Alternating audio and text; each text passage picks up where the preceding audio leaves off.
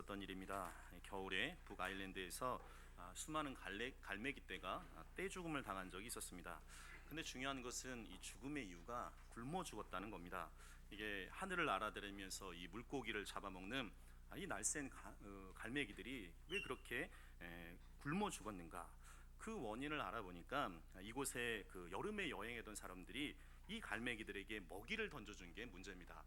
우리도 뭐 인천에 가면 월미도나 아니면 이렇게 뭐 제주도 우도를 가다 보면 이 짧은 거리에 그 배를 타고 가다 보면 이렇게 갈매기 떼들이 막 오게 돼요. 그럼 막 새우깡 하나 주게 되면 근접해서 막 이렇게 갈매기를 보게 되는데, 이 문제는 이 바닷가에 이런 과자 부스러기를 던져주면서 이거를 이렇게 착 채고 가는 게 이 갈매기들이 재밌어진 거예요. 그러니까 이 갈매기들이 거기에 익숙해진 거죠. 그러다 보니까 이 억센 물고기 잡는 기술을 잃어버리게 됩니다. 그래서 겨울이 오면 이 많은 갈매기가 굶어 죽었다는 거예요. 이런 먹이를 주게 되면 이 갈매기가 자기가 갈매기 됨을 잊어버리게 되는 거죠. 이 갈매기가 이 물고기를 보고서 이렇게 쑥 들어가는데 이 성공 확률이 그렇게 높지가 않습니다. 한 10분의 1 정도, 퍼센트로 하면 10%밖에 안 되는 거예요. 그러니까 10번 중에 한 번을 해야지 먹는 셈인 거죠. 이 갈매기도요, 먹고 사는 게 힘들어요. 어려운 거죠. 이 갈매기가 이 억센 어획 기술을 잃어버리게 되고 겨울이 되니까 굶어 죽는 형편이 된다, 이런 얘기입니다. 1997년도 미국 커뮤니케이션 이론가인 이 폴 스모츠라는 사람이 역경지수라는 책을 출간했습니다. 이 부제는 장애물을 기회로 전환시켜라. 우리가 보통 아이들이 IQ, 이 지능지수가 중요하다고 이야기합니다. 그게 조금 발전되니까 EQ, 이 감성지수가 중요하다고 하는데, 역경지수라는 게 있어요. 이 역경지수는 어떤 거냐면 사람이 역경을 만날 때 결국은 그 역경 속에서 그 사람의 본색이 드러나게 되는 거죠. 거기에서 믿음이 드러나기도 하고 그 역경 속에서 그 사람의 격이 드러나기도 합니다. 이 폴스모츠는 이 역경에 대해서 그걸 대응하는 사람들이 세 종류의 사람이 있다고 이야기합니다. 첫 번째는 퀴터라고 이야기해요. 이 말은 겁쟁이란 뜻이죠. 어떤 역경이 오게 되면 이것에 대해서 대응하는 것이 아니라 도망가거나 포기하는 거예요. 주위에 그런 사람들이 있습니다. 어려움이 있는데 그것에 대해서 대처하지 않고 어느 순간 전화기 꺼져 있어요. 그리고 뭐 잠적한다고 이야기하잖아요. 그러니까 이런 종류의 사람들입니다. 두 번째는 캠퍼라고 해요. 이거는 뚜렷한 그 대안 없이 그냥 그 시간이 흘러가는 대로 그 현상을 유지하게 되는 거죠. 그리고 세 번째 종류의 사람이 클라이머라고 하는데, 이 사람들은 등반갑니다. 분명히 역경이 있어요. 그러나 그 역경을 자신이 갖고 있는 모든 능력과 지혜를 통해서 올라가는 거예요. 한 단계 한 단계 올라가는 거죠. 우리 사랑하는 자녀들이 어려움과 역경이 다가왔을 때 이겨낼 수 있는 믿음의 사람들이 되기를 간절히 소망합니다. 오늘 특별히 이 다니엘, 저는 개인적으로 다니엘을 참 좋아하는데, 이 다니엘은 이 시대 상황이 어렵습니다. 나라가 망했어요. 나라가 망한 걸로 끝날 뿐만 아니라 먼 타지에 있는 이 바벨론에 포로로 잡혀가는 상황입니다. 그러나 이 다니엘이 절망, 그냥 절망이 아니에요. 그 절대 절망의 시대 속에서 그 다니엘과 세 친구가 이 과정을 이겨내게 됩니다. 특별히 그들이 하나님이 계시다면 그 마음을 가지고 이겨내게 돼요. 특별히 오늘은 가정의 달이기도 합니다. 우리가 오늘 또한 어린이주일이 되고 어버이날도 있는데, 이 시대의 다음 세대들이 이 절대 절망의 시대 속에서 하나님을 의지하고 이겨가는 것, 이 다니엘서를 통해서 우리가 함께 나누기를 소망합니다. 오늘 특별히 이 다니엘서를 이해하려고 하면 역사적인 배경을 조금 알 필요가 있습니다. 다니엘서 1장에 보게 되면 이 유다 왕 여호야김 통치하는 그 3년에 이 바벨론 왕 느부갓네살이 예루살렘을 침공해 옵니다. 특별히 시편 48편 2절에는 그런 말씀이 있습니다. 터가 높고 아름다워 온 세계가 즐거워한다. 그렇게 칭했던 이 예루살렘 성이 이제는 느부갓네살에 의해서 거의 회파되고 말죠. 무력으로 봉쇄되고 침략당하고 패퇴되고 부서지고 약탈당하게 됩니다. 이 성을 짓기 위해서 다윗과 솔로몬이 얼마나 꿈꿨는지 몰라요. 그들이 꿈꾸고 설립했던 이 하나님의 거룩한 신전이 노략당하고 황폐화되게 됩니다. 나중에는 남유다가 BC 586년에 멸망을 당하게 돼요. 왜 그렇게 됐을까? 역사는 여러 가지 이유가 있습니다. 보통 세계사에서 나라가 망하거나 공동체가 망하거나 개인이 망하는 이유는 단순하게 이야기하면 내부 분열입니다. 결국에는 내부적으로 분열이 일어나게 되면 멸망의 징조가 일어나게 되는 거죠. 외부의 힘이 강했을 때는 오히려 내부가 결속을 할 수 있어요. 그러나 개인이 내부가 분열이 되면 정신 분열이 나는 것처럼 이 공동체와 국가도 내부 분열이 나게 되면 어려움을 갖게 돼요. 특별히 이 이스라엘이 멸망이 된 이유가 있습니다. 그들은 하나님만을 섬겨야 돼요. 그러나 그들이 우상 숭배를 하게 됩니다. 성경에서는 이 이스라엘의 멸망의 원인을 다니엘서 1장 2절에는 그렇게 이야기해요. 주께서 그의 손에 붙이셨다. 이 백성의 죄에 대해서 하나님의 심판이 있었다고 이야기해요. 하나님께서는 이 이스라엘 백성들에게 계속적으로 선지자를 보내십니다. 그냥 보내시는 게 아니라 부지런히 보내세요. 그럼에도 불구하고 이들이 그 죄에서 돌이키지 않게 됩니다. 결국에는 이 백성의 죄에 대한 심판으로 결국에는 이스라엘이 망하게 돼요. 역사의 주관자가 우리가 하나님이심을 깨달아야 되는 거죠. 이 역사적인 상황 속에서 이 다니엘과 이 세 친구가 등장하게 됩니다. 특별히 바벨론은 그 다른 나라와는 다른 정책을 취하게 되는데, 그 멸망한 나라의 그 귀족들, 엘리트들을 자기의 나라로 데려오게 됩니다. 그리고 교육을 시켜요. 성경에 보면 이 갈대아 사람들로 불려지는 바벨론 사람들이 그 유대 왕족 출신들을 선발해서 학문이나 언어를 3년 동안 특별하게 훈련시키게 됩니다. 이유는 세 가지죠. 첫 번째는 이 유다가 지속적으로 그 바벨론의 속국의 위치를 하기 위해서 이 귀족들을 훈련시켜요. 그래서 유다가 반역을 하지 못하도록 하는 그 이유가 있습니다. 두 번째는 미래의 지도자들을 바벨론화 시키는 거예요. 그리고 마지막으로는 이 성전과 궁전, 그 인력이 어마어마하게 필요하게 됩니다. 이 대제국 아니겠습니까? 그 인력들을 보충하기 위해서 이들을 포로로 잡게 되는 거죠. 이 다니엘과 세 친구들 나라를 뺏기게 돼요. 나라를 잃어보지 않은 사람들은 그 어려움을 모르게 됩니다. 이 다니엘과 세 친구는 그 좋은 이름들이 계명으로 바뀌어지게 돼요. 바벨론식으로 이름이 바뀌어지게 되죠. 다니엘은 벨드사살, 하나냐는 사드락, 그리고 미사엘은 메삭, 아사랴는 아벳노고라는 이름으로 바뀌어지게 됩니다. 그러면서 이 외국 궁전을 섬기기 위해서 그렇게 외국 이름을 가진 사람으로 준비되어지게 돼요. 그러한 상황에 있었던 사람들인 거죠.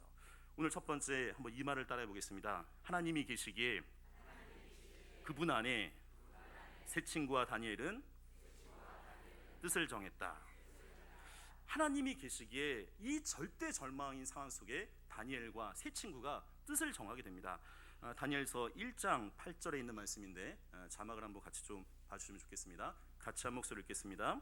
다니엘은 뜻을 정하여 왕의 음식과 그가 만드시는 포도주로 자기를 더럽히지 아니하리라 하고 자기를 더럽히지 아니하도록 환관장에게 구하니. 자, 여기에 보면 처음으로 다니엘서에서 이스라엘 백성이 주 동사의 주어가 되게 됩니다. 이 다니엘이 바벨론에서 이제 주도권을 쥐고 그 이야기가 이제 1장과 이 책의 전반적인 특징을 짓는 움직임의 역전이 시작되게 되는 거죠. 여기 성경 말씀에 보게 되면 다니엘은 뜻을 정했다고 이야기해요. 믿음의 뜻을 정했다고 이야기합니다. 그러면서 그 절대 절망의 상황이 역전되는 것을 보게 돼요. 사실 이들에게는 출세가 보장되어 있습니다. 그냥 이 바벨론에서 얘기하는 대로 그냥 따라가기만 하면 정부의 요직이 보장되어 있죠.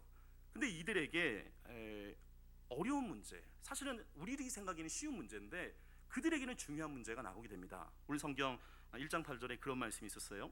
하나님의 왕의 음식과 그가 마시는 포도주로 자기를 더럽히지 아니하리라. 우리 생각에는 이게 한치할 것 없는 음식 문제예요. 근데 이 음식 문제를 거부함을 통해서 본인이 스스로 어려움을 처하게 돼요. 인간적으로 보면 굉장히 어리석은 것이라고 생각이 들 수 있어요. 근데 이 다니엘과 세 친구는요, 그렇게 생각하지 않습니다. 인간적으로 생각하는 것이 아니라 하나님 입장에서 생각해요. 하나님 안에서 뜻을 정합니다. 그리고 이 바벨론의 보장을 버리고 하나님의 백성과 함께 고난받기로 선택을 해요. 왕의 진미를 거부합니다. 그러나 놀라운 것은 그 결과는 승리하게 돼요. 오히려 하나님이 이 다니엘과 세 친구에게 창조적인 대안을 주시게 되죠. 열흘 동안 그들은 채식을 먹습니다. 왕의 음식을 먹은 소년들보다 얼굴이 더 좋아지게 돼요. 다니엘서 1장 17절, 제가 굉장히 좋아하는 말씀인데 자막 한번 보시면 같이 한 목소리 읽겠습니다. 하나님이 이 네 소년에게 학문을 주시고 모든 서적을 깨닫게 하시고 지혜를 주셨으니 다니엘은 또 모든 환상과 꿈을 깨달아 알더라. 아멘. 저는 이 말씀이 우리 성지교회에 있는 다음 세대들에게 선포되어지기를 간절히 소망합니다. 이런 말씀은요, 좋은 말씀 냉장고에다 붙여줄 말씀인 거예요. 이 말씀은 이렇게 시작합니다. 하나님이라고 해요. 하나님이. 주어가 누구냐면 하나님이에요. 그 하나님이 이 네 소년들에게 주시는 것이 있습니다. 첫 번째는 학문을 주신다고 이야기해요. 이거는 이성인 거죠. 논리적인 거죠. 합리적인 거죠. 우리 아이들이 이 공부를 통해서 이성과 논리와 합리성을 가지게 되는 거예요. 이 다니엘과 세 친구에게 하나님께서 그런 지혜를 주셨다는 거예요. 그리고 두 번째는 모든 서적을 깨닫게 하신다. 책을 보면 이 책의 뜻을 이해하게 되는 거죠. 여러분들, 책은 결국에는 지식의 축적 아니겠습니까? 그것을 하나님께서 이 네 소년들에게 깨닫게 해주신다는 거예요. 그리고 세 번째는 지혜를 주셨다고 이야기합니다. 지식은 과거의 거예요. 사실 우리가 공부하는 건 과거의 것을 갖다가 집약된 것을 공부하는 것 아니겠습니까? 지혜는 사실은 미래의 거예요. 통찰력인 거죠. 우리의 자녀들이 지식뿐만 아니라 지혜의 통찰력이 있기를 간절히 소망합니다. 그리고 더 중요한 말씀이 있어요. 다니엘은 또 모든 환상과 꿈을 깨달아 알더라. 우리가 이성만 갖는 것이 아니라, 지혜만 있는 것이 아니라 하나님의 비전이 있어야 되는 거죠. 가장 큰 비전은 하나님입니다. 우리 귀한 다음 세대들에게 하나님이, 그 비전이 그 다음 세대에게 있기를 간절히 소망합니다. 다니엘서 1장 20절에는 그런 말씀이 있습니다. 그 지혜와 총명이 온 나라 박수와 술객보다 10배나 나은 줄 아느니라. 아멘. 이 세 친구들은 지속적으로 하나님의 뜻 안에서 살아가게 됩니다. 오늘 특별히 다니엘서 3장을 보게 되면 이전이 시간이 흘러갔어요. 이 소년들이 이제 장년이 되어지게 됩니다. 근데 중요한 게 있습니다. 그들이 장년이 되었어도 하나님의 뜻 가운데 살아간다는 거예요. 그게 의미가 있는 거죠. 오늘 배경은 그렇습니다. 이 다니엘의 세 친구 사드락, 메삭, 아벳느고가 있어요. 이 소년들이 장년이 되어서도 정말로 지혜와 총명이 있는 사람이 됩니다. 그래서 이 바벨론 지방을 다스리는 높은 지위의 사람이 되게 돼요. 그러면 이것을 꼭 질투하는 사람들이 있어요. 이 포로로 와서 이렇게 높은 지위를 찾게 되니까 그쪽에 있는 이 갈대아 사람들이 질투하게 됩니다. 그래서 계책을 하나 꾸미게 돼요. 금신상을 하나 만들게 되고, 그것을 절하지 않으면 풀무불, 그러니까 뜨거운 불이 있는 데다가 집어넣겠다, 그 얘기를 하게 되죠. 느부갓네살은 이 사드락, 메삭, 아벳느고를 아끼게 됩니다. 그래서 회유를 해요. 니네가 혹 실수로 절을 안 했는지 모르겠지만 이제라도 내가 만든 이 신상을 엎드려서 절하면 용서해 주겠다. 그러나 만일 절하지 않으면 풀무불에 던져질 것이다. 그 어려운 상황이 있게 돼요. 그러나 이 사드락, 메삭, 아벳느고는 여기에 대해서 이렇게 이야기합니다. 우리 오늘 본문 3장 16절에 있는 말씀 같이 한 목소리 읽겠습니다. 3장 16절입니다. 사드락과 메삭과 아벳느고가 왕에게 대답하여 이르되, 느부갓네살이여, 우리가 이 일에 대하여 왕에게 대답할 필요가 없나이다. 아멘. 이 놀라운 말을 하게 되는 거죠.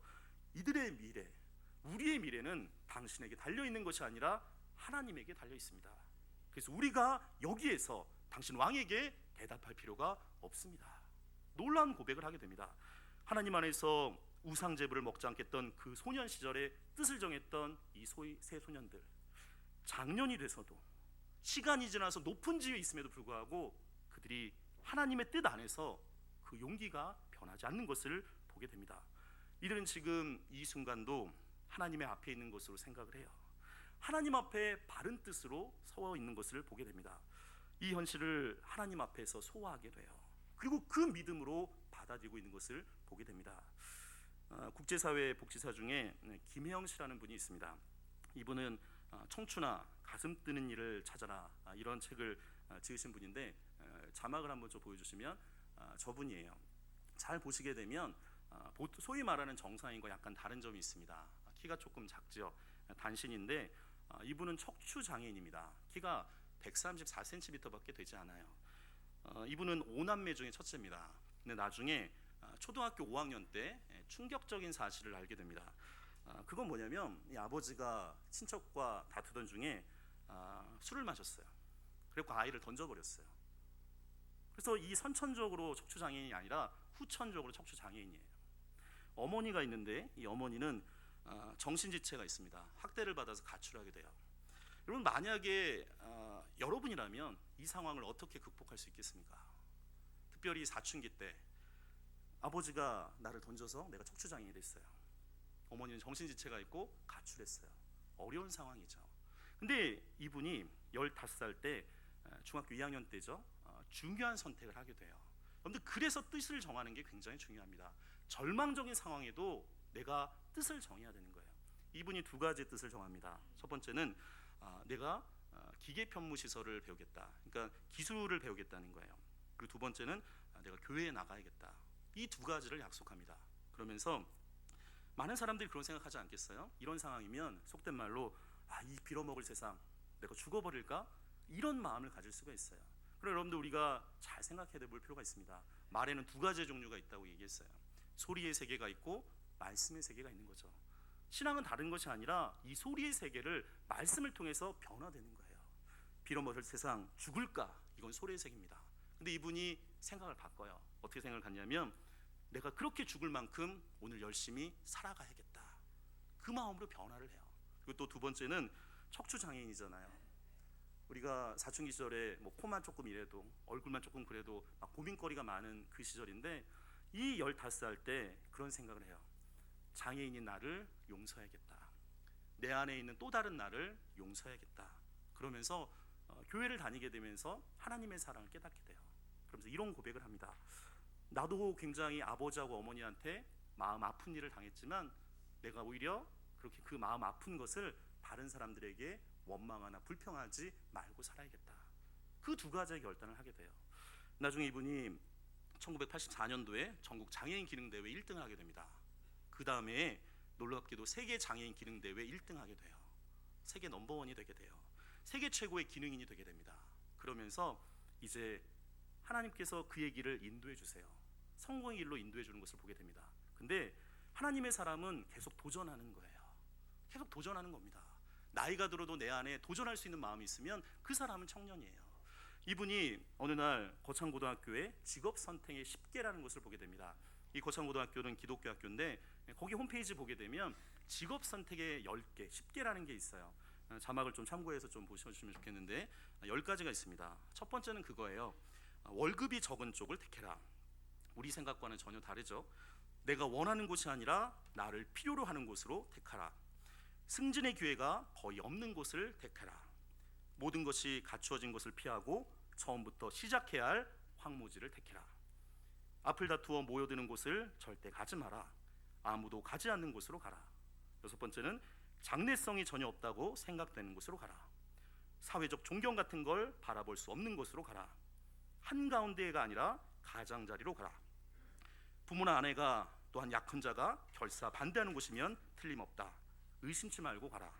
우리하고는 조금 많이 틀리죠. 그리고 마지막은 왕관이 아니라 단두대가 기다리고 있는 곳으로 가라. 이 놀라운 말씀입니다. 이 크리스찬 선생님들이 이걸 가르쳐요. 이 김혜영 씨가 이걸 보고 도전받게 됩니다. 그래서 자기 나름대로 잘 살고 있는데 아프리카로 떠나가게 돼요. 아프리카 보츠와나로 떠나가서 1년 동안 자원봉사를 하게 됩니다. 거기서 영어를 배우게 되는데, 근데 여기에서 하나님이 이 분을 위한 놀라운 계획이 있어요. 이 편무기능 시험을 처음에는 많은 사람들이 있었는데 여기에서 이 사람이 관리자가 되게 돼요.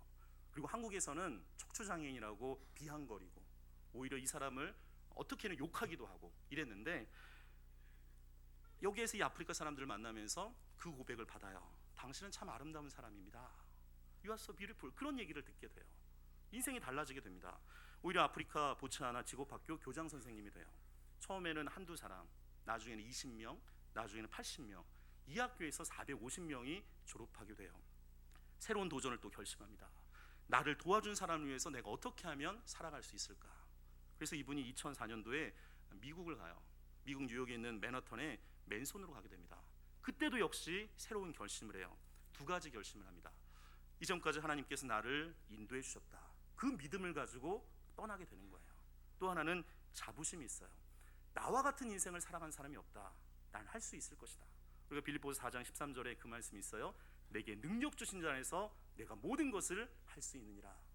내가 모든 것을 할 수 있는 게 아니라 내게 능력 주신 자 안에서 내가 모든 것을 할 수 있다는 거예요. 이분이 이곳에서 나중에 한인들의 도움을 받게 됩니다. 좋은 사람들을 만나게 돼요. 콜롬비아 대학은 굉장히 좋은 학교입니다. 이 콜롬비아 대학교 대학원에서 석사를 졸업하게 돼요.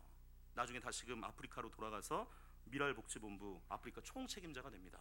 그러면서 아프리카에 있는 학교 지어주기 프로젝트를 하게 돼요. 이분은 그렇게 이야기합니다. 자기처럼 이 소망 없는 아이들에게 자기와 같이 만드는 것이 그에게 꿈이 되는 거예요. 이분이 그런 얘기를 해요. 우리 이 말을 한번 따라해 봅시다. 세상은 내게 좌절을 권했지만 나는 소망을 찾고 싶었다. 굉장히 의미 있는 말인 거죠. 때로 세상은 내게 좌절을 권해요. 너는 할 수 없다. 좌절의 이야기를 권하지만 나는 소망을 찾고 싶다는 거예요. 탈무드에 유명한 말이 있습니다. 앞뒤 전후가 막혀져 있을 때 땅을 바라보는 것이 아니라 하늘을 바라봐야 되는 거예요. 그게 믿음의 사람 아니겠습니까? 오히려 이분은 그렇게 얘기해요. 환경을 이겨냈더니 오히려 그것이 변장된 축복이다. 그것을 체험하게 되는 것을 보게 됩니다. 사랑하는 성도 여러분, 우리 다음 세대들이 하나님 안에서 바른 뜻을 정할 수 있는 믿음의 사람들이 되기를 간절히 소망합니다. 우리 두 번째 이 말을 따라보겠습니다. 하나님 안에서 믿음의 동역자가 중요하다. 네, 하나님이 계시다면 우리에게 믿음의 동역자를 계속 붙여주는 것을 우리가 경험할 수 있습니다. 오늘 16절에 보게 되면 이 사드락 메삭 아벳느고가 이어서 이렇게 이야기합니다. 우리 17절과 18절에 있는 말씀 같이 한 목소리 읽겠습니다. 왕이여, 우리가 섬기는 하나님이 계시다면 우리를 맹렬히 타는 풀무불 가운데서 능히 건져내시겠고 왕의 손에서도 건져내시리이다. 그렇게 하지 아니하실지라도 왕이여, 우리가 왕의 신들을 섬기지도 아니하고 왕이 세우신 금 신상에게 절하지도 아니할 줄을 아옵소서. 아멘. 이 놀라운 고백을 하게 되는 거죠. 이 사드락 메삭 아벳느고가 그렇게 이야기해요. 왕이여, 우리가 섬기는 하나님이 계시다면, 우리가 섬기는 그 하나님이 계시다면 우리를 맹렬히 타는 풀무불 가운데서 능히 건져내실 겁니다. 왕의 손에서 건져내실 겁니다. 그리고 또 이런 고백을 해요. 뭐라고 되어 있나요? 그렇게 하지 아니하실지라도. 예전에는 그런 찬양도 있어요. 그리 아니하실지라도. 그리 아니하실지라도 우리가 감사한다. 그 복음서가 있던 것처럼 그렇게 하지 아니하실지라도 왕이여, 우리가 왕의 신들을 섬기지도 아니하고 왕이 세우신 금 신상에게 절하지도 아니할 줄을 아옵소서. 여러분들, 오늘날 순교는 그런 겁니다. 이 순교자들은 공통적인 게 있어요. 그들은 말씀의 사람이에요. 분명히 하나님이 내게 주신 그 말씀과 상황이 부딪혔을 때 그 상황에 굴복하지 않아요. 그 말씀으로 이겨내는 사람, 이 사람이 순교자가 되게 되는 거죠. 특별히 신학과 문학에서는 어린 나이에 천재가 잘 나오지 않습니다. 근데 천재라고 불려지는 20세기 유명한 신학자가 있는데 디트리트 보네퍼라는 유명한 목사님이 계십니다. 이분은 20대 때 신학박사 학위를 받게 돼요. 탁월한 사람인 거죠. 나중에 미국에서 유년신학교에서 교수직을 이야기했는데도 불구하고 제2차 세계대전 때 히틀러 시대 때 본인은 해야 될 일이 있다고 해서 미국에 정착하지 않고 독일에서 그 사역을 하게 됩니다. 정의를 위한 사역을 하게 돼요. 나중에는 그가 감옥에 갇혀 있을 때 옥중서시라는 책을 쓰게 되는데 보네퍼는 그렇게 이야기합니다. 어려운 절대 절망의 그 감옥의 상황에서 그는 그렇게 이야기해요. 내가 인간의 손에 있는 것이 아니고 하나님의 손에 있는 것입니다. 그렇게 해석하는 것을 보게 돼요. 우리는 보통 인간을 상황적 동물, 환경의 동물, 환경의 산물이라고 이야기하는데 그리스도인들은 그렇게 얘기하지 않습니다. 우리는 인간의 손에 있는 것이 아니라 하나님의 손에 있는 사람들인 거예요. 특별히 보네퍼는 중요한 얘기를 우리에게 합니다. 그렇기 때문에 악보다 더 위험한 것은 연약함입니다. 의도적인 죄는 악마적인데 반해서 연약함으로 인한 죄는 참으로 인간적입니다. 예수님이 겟세마네 동산에서 기도하실 때 그런 말씀을 해요. 제자들이 기도하지 못하고 잠을 들었을 때 이런 말씀을 하죠. 마음은 원이로되 육신이 약하다. 우리가 좀 힘들고 어려우면 이렇게 이야기해요. 마음은 원이로되 육신이 약하다고. 그래서 할 수 없다고. 근데 오히려 그 연약함이 인간적이긴 하지만 그것도 역시 하나님의 뜻에 어긋나는 거죠. 동양의 지혜서인 논어에는 이런 얘기가 있습니다. 자로가 공자에게 물어봐요. 군자는 용기를 숭상합니까? 공자가 그런 말을 합니다. 공자는 정의를 숭상한다. 그 다음에 이런 말이 있습니다. 군자가 용기는 있으되 정의가 없으면 난동이 된다. 그리고 소인이 용기가 있으되 정의가 없으면 도적이 된다. 이 명언이 되는 거죠. 그런데 우리가 옳다고 하면서 거기 안에 용기와 정의가 없으면 이거는 아무 소용이 없게 되는 거예요. 이 사드락과 메삭과 아벳느고에는 두 가지가 있었습니다. 정의로움이 있었고 용기가 있었어요. 그리고 지금 이 순간이 내가 하나님의 손에 있다, 그렇게 고백하는 것을 보게 됩니다. 그리고 이 현실을 하나님 안에서 소화하고 그 믿음으로 받아들여요. 그리고 그렇게 하지 아니하실지라도 이 어려운 상황 속에서도 이것을 이겨내가죠. 근데 여기에서 중요한 것이 있습니다. 사드락 메삭 아벳느고라고 했어요. 혼자가 아니에요. 3명이에요. 만약에 서로의 마음이 다르다면 한 사람이 다른 얘기를 할 수가 있어요. 근데 오늘 사드락 메삭 아벳느고는 같이 얘기해요. 믿음 안에서 이것을 받아들이고 그렇게 하지 아니하실지라도 함께 이야기를 합니다. 그런데 이만큼 믿음의 동역자가 너무너무 소중한 거예요. 예전에 제가 신학대원 다닐 때 좋은 분들 참 많이 만났습니다. 이 신대원 들어온 분들이 나이가 뭐 같은 게 아니라 많으신 분도 있고 적은 사람도 있고 여러 다양한 사람들이 있어요. 같이 카풀해서 가기도 하고, 또한 그 신학대원 들어가면서 어려운 상황이잖아요. 이 어려운 한국교회에서 과연 우리가 무엇을 할 수 있을까? 저희가 나름대로 또 스터디하면서 또 모임도 가졌는데, 나중에 시간이 지나갔더니 중국의 선교사님으로 가기도 하고, 캄보디아 선교사도 있고, 발리에 가보면 한인교회도 있는데 거기 목사님도 계세요. 믿음의 동역자들이 함께 한다는 게 얼마나 소중한지 모르는 거죠. 사랑하는 성도 여러분, 2016년도 이 성지교회에서 여기 있는 모든 분들이 믿음의 동역자로 살아가는데 부족함이 없기를 간절히 소망합니다. 우리 세 번째 이 말을 따라해 보겠습니다. 하나님이 계시기에 하나님의 만지심이 있다.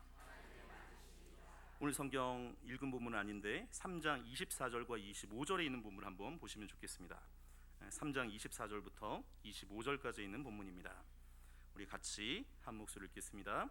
그때 느부갓네살 왕이 놀라 급히 일어나서 모사들에게 물어 이르되, 우리가 결박하여 불 가운데 던진 자는 세 사람이 아니었느냐 하니, 그들이 왕에게 대답하여 이르되 왕이여 올소이다 하더라. 왕이 또 말하여 이르되 내가 보니 결박되지 아니한 네 사람이 불 가운데로 다니는데 상하지도 아니하였고 그 넷째의 모양은 신들의 아들과 같도다 하고. 아멘. 차 분명히 풀무불에는 세 사람이 들어갔어요. 근데 오늘 성경에 잘 보시게 되면 이상하게 한 사람이 더 있다는 거예요. 넷째 모양이 있는데 신들의 아들과 같다고 이야기합니다. 이 상황 속에서 이제 느부갓네살이 하나님의 종인 사드락과 메삭 아벳느고를 그 풀무 속에서 꺼내는 것을 보게 돼요. 근데 놀라운 건 25절에 보게 되면 불 가운데로 다니는데 상하지 아니했다. 조금이라도 사실은 불에 그슬리거나 아니면 그런 옷이 색깔이 변하거나 탄 냄새가 있어야 하는데 그게 없었다는 거예요. 그런데 여기에서 우리가 그것을 보게 됩니다. 하나님의 만지심이 있어요.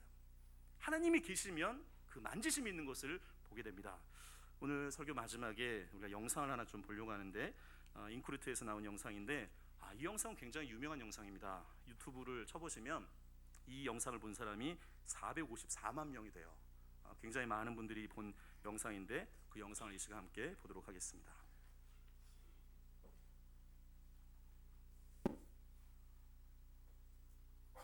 취업 포털 사이트 인크루트의 설문조사 결과 취업준비생들의 무려 96%가 일자리에 따른 불안감에 시달리고 있는 것으로 조사되었습니다. 제가 정말 하고 싶은 그 꿈이 맞는지 확신이 안 들 때가, 왜 토익 900 막 이렇게 필요한지 모르겠고 어떤 방향으로 가야 될지 아직 정확히 몰라서 좀 많이 걱정돼요.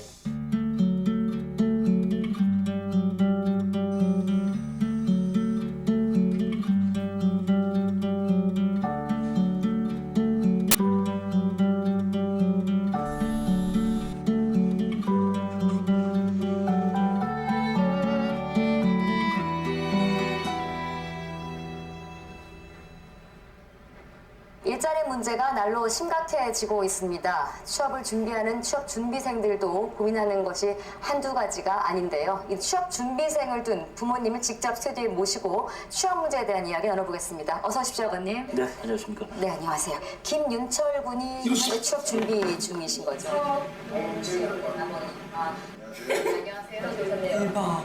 취업 준비를 하고 계시거든요. 이제 몇 년이나 되신 거예요? 1년 남짓 됐습니다. 윤철 군이 스펙 때문에 불안해한다고 들었습니다. 옆에서 지켜보시는 심정은 어떠신가요? 부모 입장에서 굉장히 짠하죠. 취업 위주로만 생각하는 이제 그런 젊은 애들이 된 것은 안타깝죠. 네, 스펙이 다는 아닐 텐데요. 아버님이 보시는 따님의 장점은 뭘까요? 그림을 잘 그려가지고요. 학교 다니면서 상도 상당히 많이 받아왔습니다. 또 아들 성향이 예. 또 남을 먼저 배려하는 성격이 강하기 때문에 제가 볼 때는 네. 나름 그래도 열심히 자기가 하여튼 하려고 살아왔던 것 같아요. 아드님이 혹시 지금 뉴스를 보고 계실 수도 있잖아요. 저희가 생방송으로 진행을 네. 하고 있습니다만 단스럽게 아드님한테 어떤 얘기를 해주고 싶으세요? 동진아, 남자는 럭비공이라고 생각한다. 럭비공을 찰 때는 잘 나가지만 똑바로 내가 생각한 대로 나가지만 떨어질 때는 어디로 떨어질지 모른다. 아빠도 그랬었고 너도 아마 그럴 거고. 그렇지만 가장 중요한 거는 경기장을 벗어나면 안 되거든. 우리 열심히 살고 너도 열심히 살고 하는 거 좋은데 경기장을 벗어나지 않고 게임을 잘해야 멋진 경기가 될 것 같다. 그게 인생인 것 같다고 생각한다. 사랑한다, 서동진. 이렇게 걱정도 안 끼치고 이런 아들이 왜 이렇게 우세요, 동진 씨? 아, 이 얘기할 수 있는 거예요? 네. 많이 놀라셨죠? 아버지 우리 윤철이 한번 불러볼까요? 예. 윤철아, 윤철, 네 아버지. 네. 이거 어디서 방송하는 거예요? 보시면 고개를 좀 숙여주셔야 되실 것 같은데요. 오. 뭐야? 아, 이런 거였어요? 아, 동준아. 뭘 울어, 울기는 재밌게 해야지. 아빠 너 사랑하는 거 네가 알잖아. 아빠 말 안 해도. 그치? 정직하면 이 세상은 꼭 지희한테 보답한단다. 우리 딸 잘할 거야. 네 꿈을 펼 수 있도록 아빠 적극 이뤄줄게. 걱정하지 마. 아들 화이팅 해. 화이팅. 파이팅. 아들이 추구하고 목표하는 아빠는 기필코 달성하리라 믿는다. 아자, 화이팅! 우리 은미는 어디를 가더라도 잘한다고 아빠는 그렇게 믿어. 사랑해. 아빠 얼굴 보고는 못하는 말인데 이게 전해드리는 거니까. 믿음을 갖게 해주신다는 것도 너무 고맙네요. 제가 그렇게 믿음을 많이 안 준 것 같은데 용기도 생기고 더 잘하고 싶어지고 감동적이기도 하고 제가 너무 많이 깨닫게 되는 순간입니다. 너무 감사드립니다. 잘할게요.